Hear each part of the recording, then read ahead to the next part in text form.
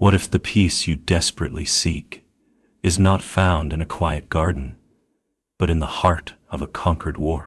You have been taught that peace is a place of escape. You run from the battlefield of your life, from the difficult job, the painful relationship, the demanding inner work. You seek an armistice through distraction, a ceasefire through comfort. But the Stoics, those battle-hardened architects of the soul, knew a profound secret.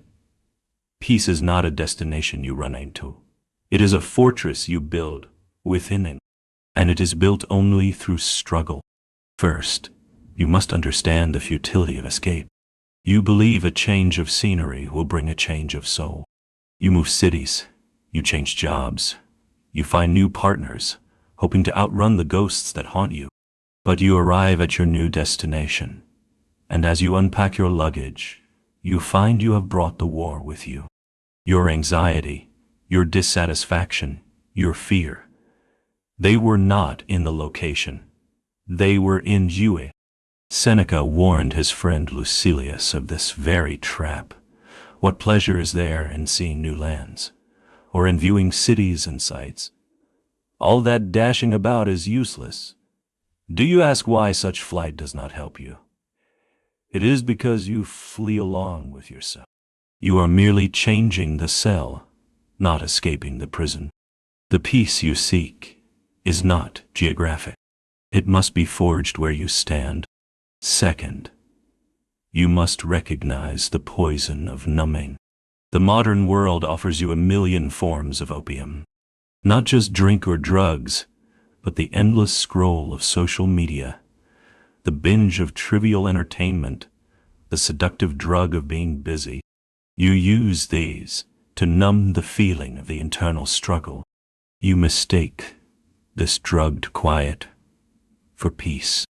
But it is not peace. It is a temporary truce with an enemy that is merely rearming. This form of escape does not win the war. It weakens the commander. It fogs your reason, dulls the blade of your discipline, and makes you dependent on a substance or behavior for a counterfeit serenity. A Stoic knows that true peace, true ataraxia, is not a state of numbness, but a state of supreme, clear-eyed clarity. It is the tranquility that comes from having the strength to face reality, not from having the means to avoid it. Third, you must conquer the cowardice of conflict avoidance. You seek peace by refusing to fight necessary battles. You let boundaries be crossed. You swallow hard truths. You placate those who disrespect you. You call this keeping the peace. The Stoics would call it surrender. This is not peace. It is a slow, simmering civil war within your own soul. By refusing to engage in the righteous external struggle, to speak the truth, to enforce a standard, to say, no, you are guaranteeing a perpetual internal conflict. You are trading a moment of external discomfort for a lifetime of internal resentment and self-contempt. The peace of a Stoic is not the fragile silence of a doormat.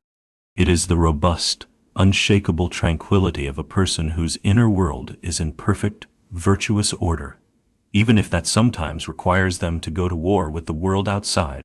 The path to peace is a paradox. It is not a path of retreat, but a path of engagement. You must turn around. You must face the struggle. You must go to war, not with the world, but with your own weakness, your own fear, your own undisciplined mind. You must endure the noise of this internal battle to earn the quiet of victory. Peace is not a gift. It is not found. It is forged. It is conquered. It is the quiet, confident calm of a warrior who has won the only war that ever mattered, the one within himself.